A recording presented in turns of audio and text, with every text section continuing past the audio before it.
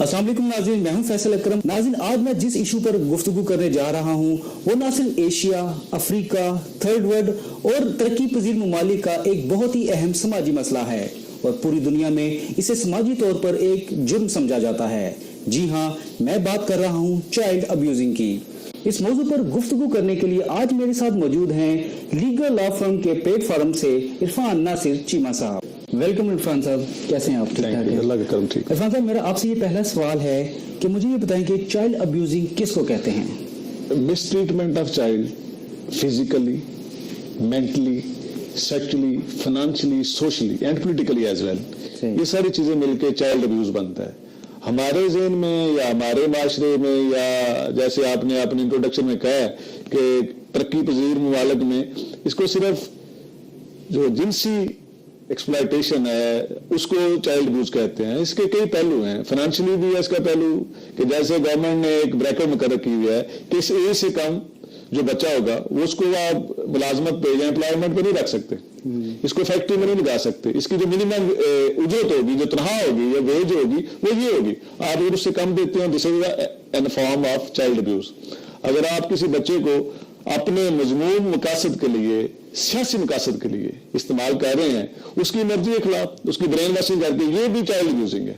अगर किसी बच्चे को उसकी मर्जी के खिलाफ उसको उसके जो नतायज हैं, कॉन्सिक्वेंसेज हैं, वो बताए बगैर उसको सेक्सुअली आप ह्यूमिलेट कर रहे हैं, मोलेस्ट कर रहे हैं, ये भी चाइल्ड अब्यूज है।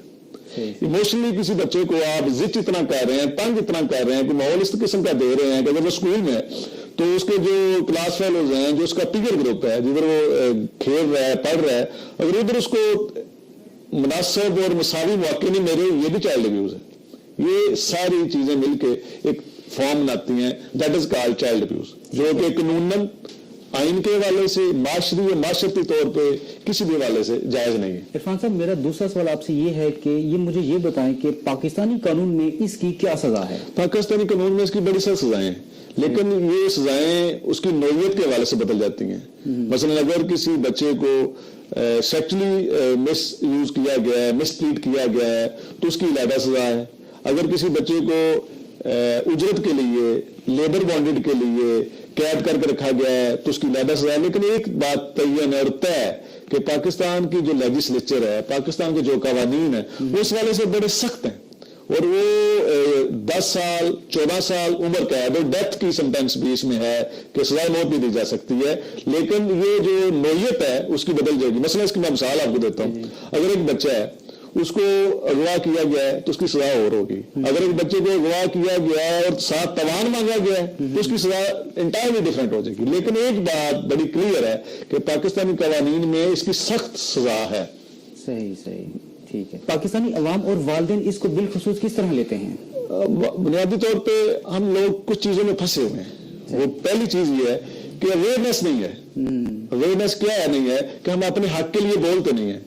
हमने इसको टैबू बनाया हुआ है कि अगर हमारे बच्चे के साथ, हमारे भाई के साथ, हमारे बेटे के साथ कोई ऐसा अमल होता है, कोई फेल होता है, तो हम उसको रिपोर्ट नहीं करते। ना मीडिया को रिपोर्ट करते हैं, ना पुलिस को रिपोर्ट करते हैं, ना लॉ एनफोर्सिंग एजेंसीज को रिपोर्ट करते हैं, ना हम उसकी शहादत लेके कोर्ट ऑफ लॉ में आते हैं। तो इसलिए वो मिला जुला रुझान है। वो चीजें जो रिपोर्ट नहीं हो रही, हम इनको अंडर कारपेट ले जाते हैं, छुपा देते हैं, दबा देते हैं। वो प्री ट्रायल या प्री कोर्ट जो हमारे आपस में वो सुलहनामा से कह रहे हैं, या जबरी तौर पे या माशरती तौर पे दबाव में ला के उसको खत्म कर दिया जाता है। इसी वजह से बिगाड़ पैदा हो रहा है। सही। अच्छा, ये बताएं कि इस नासूर पर किस तरह काबू पाया जा सकता है? इसके मैं अगर इसको स्टेप बाइज करूंगा कि फर्स्ट ऑफ ऑल आप अवेयरनेस हो, कि अवेयरनेस कैंपेन चलाए जाए through a print media, through a social media, television, और जो जो आपके पास फोरम मीडिया अवेलेबल हैं, उन पे इसकी अवेयरनेस दी जाए, लोगों को बताया जाए कि ये मसला क्या है, इसको हल कैसे किया जा सकता है, इसके नताइज क्या हैं, और हम आपकी और आपका कानून और मुल्क और माशरा क्या क्या मदद कर सकता है। ये कैंपेन स्कूल लेवल पे चलाई जा सकती है, ये कॉलेजेस में चलाई जा सकती है, ये मार्केटों बाजारों में बताया जा सकता है लोगों को। दूसरी बात, इसमें माशरे को अपना रोल अदा करना है। ये कॉन्सेप्ट है विजिलेंस ऑफ नेबरहुड, कि जैसे गांव छोटे थे, शहर छोटे थे, تو ہر بندہ دوسرے کو واچ کر رہا تھا کہ یہ کیا کر رہا ہے. تو اس لیے ہمارے معاشرے میں آدھے جرم اور آدھے چائلڈ ابیوز اس وقت ختم ہو جائے گی جب وہ ہمارے محلے کا دکاندار، باہر تھڑے پہ بیٹھا ہوا ایک عام شخص اور گلی میں جانے والا جو چیزیں بیچنے والا ہے وہ بھی دیکھے گا کہ یہ بچہ اس کے ساتھ کیوں جا رہا ہے، اس کے ساتھ اس کی انٹیمیسی ہے، اس کے ساتھ اس کا تعلق نظر آ رہا ہے، اس محلے میں یہ کبھی پہلے دیکھا گیا ہوا. دوسرا تیسرا یہ ہے جو لا ہے اس کو امپلیمنٹیشن اس کی کی جائے، لوگوں کو آگے لایا جائے کہ وہ ان کیسز کو رپورٹ کریں، وہ آگے آ کے کورٹ آف لا میں شہادتیں دیں اور ان لوگوں کو کیفے کردار تک پہنچائیں. تب تک یہ نہیں حل ہو سکتا. تیسری اس کی چیز یہ کہ ریہیبلیٹیشن ہے. اگر کسی بچے کے ساتھ، کسی فیملی کے ساتھ ایسا ہو جاتا ہے، یہ ایک انفارچونیٹ واقعہ ہو جاتا ہے، بدقسمتی سے کوئی موقع ایسا آ جاتا ہے، تو اس سوسائٹی میں کو چاہیے کہ اس بچے کے لیے، اس کے پیرنٹس کے لیے ان کو ریہیبلیٹیٹ کیا جائے، ان کو سمجھایا جائے کوئی ایسی بات نہیں ہوگی، فالٹ آپ کے پارٹ پہ نہیں تھا. اس کا جو پوسٹ فزیکل یا سائیکولوجیکل ٹراما ہے اس کو نکالنے کے لیے کچھ نہ کچھ کیا جائے، ریہیبلیٹیشن کی جائے. ٹھیک ہے. اور بچوں کے اغوا کے متعلق ہمارا قانون کیا کہتا ہے؟ بچوں کے اغوا کے متعلق ہمارا قانون بڑا سخت ہے. وہ اس کی جو منیمم سزا ہے وہ 10 سال ہے، 14 سال ہے، لائف امپریزنمنٹ ہے، اور کچھ کیسز میں تو سزائے موت ہے. اس سے سخت سزا کیا ہو سکتی ہے؟ سزاؤں سے چیزیں ٹھیک نہیں ہونی، چیزیں امپلیمنٹیشن آف لا سے ٹھیک ہونی ہے. امپلیمنٹیشن لا کیسے ہوگا؟ جب وہ چیزیں رپورٹ ہوگی. ہمارا جو سارا مسئلہ ہے وہ ہم چیزوں کو رپورٹ نہیں کرتے، ہم چھپاتے ہیں، ہر چیز کو چھپاتے ہیں، دباتے ہیں سوشل پریشر کی وجہ سے. اور ہماری سو کال جو ایک چیزیں ہیں نا کہ جی ہم نے یہ بتایا تو پتہ نہیں ہمارے ساتھ کیا ہو جائے گا، وہ اندر کا جو ڈر ہے، فیئر ہے، اس کو ختم کریں گے تو یہ چیزیں کم ہو جائیں گی، کم ہونا شروع ہو جائیں گی، اور انشاءاللہ ایک ٹائم ول بھی کام کے ختم بھی ہو جائیں گے. اغوا کی سزا اور اس کی روک تھام کے لیے کیا اقدامات کیے جا رہے ہیں؟ 2-3 چیزیں ہیں. ایک تو کچھ ایسی چیزیں ہیں جو گورنمنٹ لیول پہ ہو رہی ہیں، کچھ ایسی چیزیں ہیں جو سوسائٹی کے لیول پہ ہو رہی ہیں. گورنمنٹ کے لیول پہ تو گورنمنٹ نے ہیلپ لائنز دی ہوئی ہیں، گورنمنٹ نے لا بڑا کلیئر دیا ہوا ہے. یہ ایسے کیسز ہیں جب اب کوئی بندہ ودن منٹس پولیس کو رپورٹ کرتا ہے تو اس پہ رسپونڈ کرتے ہیں.